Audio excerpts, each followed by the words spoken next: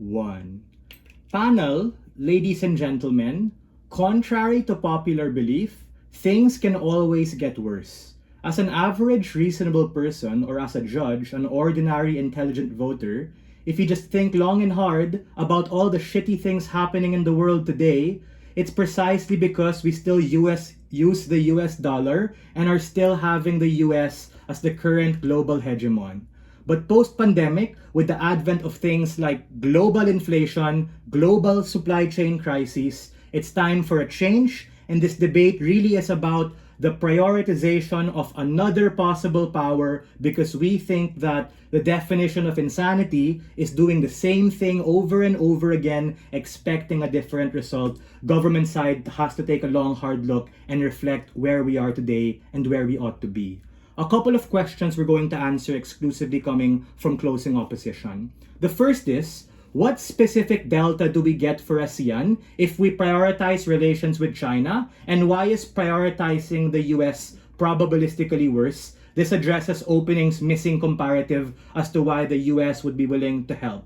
While we agree with opening government that China is a dick, and we agree with opening opposition that the US is preoccupied with war, we need to understand that diplomacy and building geopolitical relations is really a two-way street. We have to understand where we are right now. We see so many cracks in the US economy with things like their inability to rein in and control inflation, despite the best chances of the Fed and Jerome Powell to rein in on that, which led to the global supply chain conflict that Bolo characterized to you with the shit that happened with the Suez Canal. Remember that meme in the boat that blocked all of the things.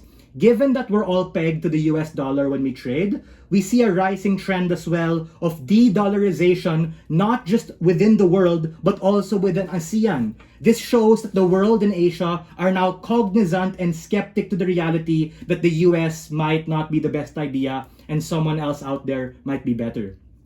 Opening government's case is outcome dependent on the US giving a shit. But as Bolo implied, and where we actually address the concern of where we are today, when we take a look at the current political circus happening among the Democratic Party and Republican Party, regardless of who wins, we're kinda screwed. You know why? Because if Trump wins, what are we gonna see? Protectionism season 2, and they close off all corridors to the world, just like what we saw in his last administration. Or if Harris wins, we're gonna see it come to fruition, where shit will hit the fan, wherein the Democratic Party infighting is going to happen, given Kamala's fragmented party, given her pivot away from Bidenomics in the attempt to actually have a platform and extension. What is the counterfactual? The counterfactual, which something opening missed, is that we agree with opening government that China is not perfect, but they're as practical as capitalism can be for the couple of structural reasons we get exclusively from Bolo.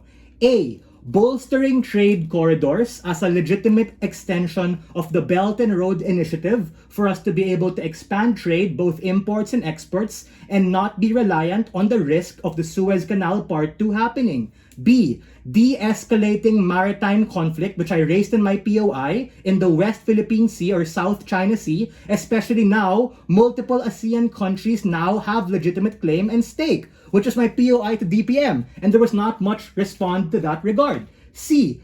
Renegotiating trade deals and economic policy. If DPM is worried about the Chinese debt trap and high interest rates, it's actually on our side when we pander to them that we can actually negotiate rates and open the door to these kinds of financial restructuring. That's your missing analysis that we didn't get from opening, and your structural reasons that you get to fix all of these economic particular things. Why do we take it over our opening? A couple of reasons.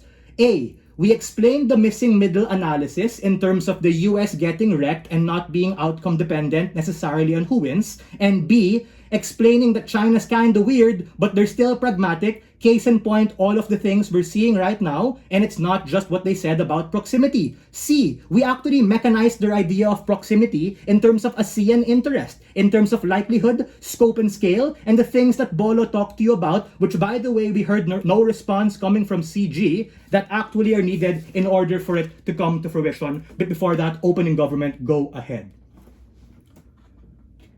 3, 2, 1, CG, go ahead. Okay, moving on. Let's deal with closing government. I gave them a chance to respond. I'll ask again later before 6. A. Closing government said that we need to be less volatile and diversify.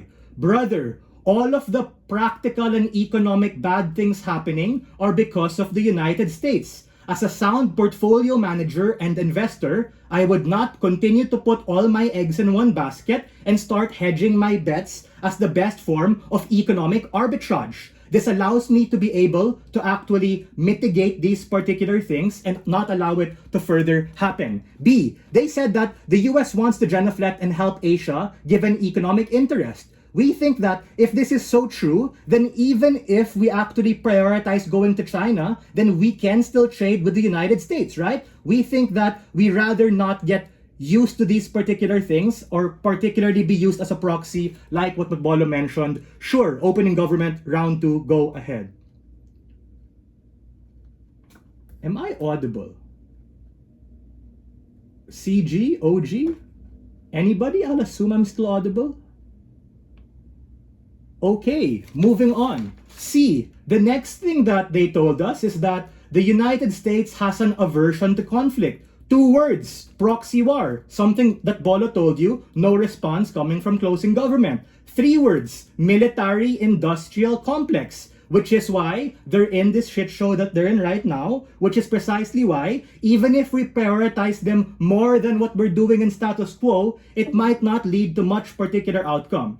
Even if this is true, ladies and gentlemen, we think that we're kind of screwed if Trump wins because protectionism season 2 and we're gonna see like maybe more tariffs on our side of the world and that's gonna be bad. Or if Kamala wins, we're gonna see all of this infighting come to fruition and the likelihood of maybe inflation coming back at the expense of our own currencies is ultimately going to be bad.